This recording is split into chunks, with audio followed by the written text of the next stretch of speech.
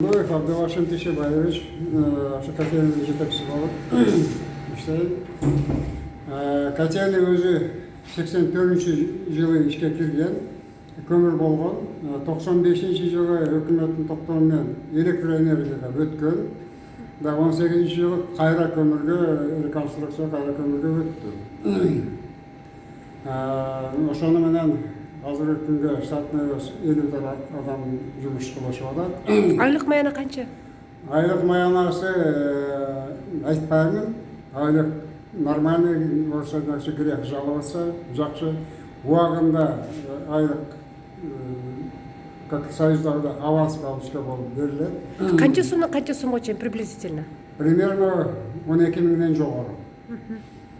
Азыр эми сиздер кайсыл эмени шаардагы кайсы мекемелер жылуулук менен камсыздайсыздар, анан төлөө акысы канча болуп атат? Значит, котельныйга 34 көп кабаттуу үйлөр кошулган. 19 бюджетный организация и прочие организациялар бар. Төлөм установленный тариф населениеге 1100 сом, бюджетке 1600, хвостиктери бар. Бир айга? Bir gigkalorияға. Bir гигкалориясы ошондой. Өзүм мындай котельный барлыгы да убыточный. Төлөм мындай болгондо убагында да болуп атат. Өткөнкү жылда алсак, предъявленный сумманы полностью выбирать эткенбиз. Даже калган бир суммадан погашение дагы болуп атат. Бир жылда канча көмүр керектелет? Өткен жылы декабрдан иште баштадыгы да 4,5 мың тонна көмірмен чыгып кеткен. Біз азыркы күнгө 6200 тонна көмір келген.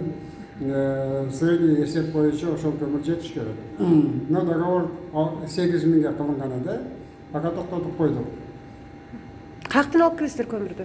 Көмір Чоңалайдын көмірі келди, сапаттуу. Өткөн жылга караганда сапат жакшы. И соответственно теплоэнергиядагы выработка жакшы болуп атат. Эмне көйгөйлөр бар, кемчиликтер эмне болот атат? Көйгөйлөр Кудайга шүгүр мындай жок. Обеспечение материально-техническое бардык жагы централизованный электростанциядан болот. Айлык маяна дагы ошол жактан өз убагында айлык алып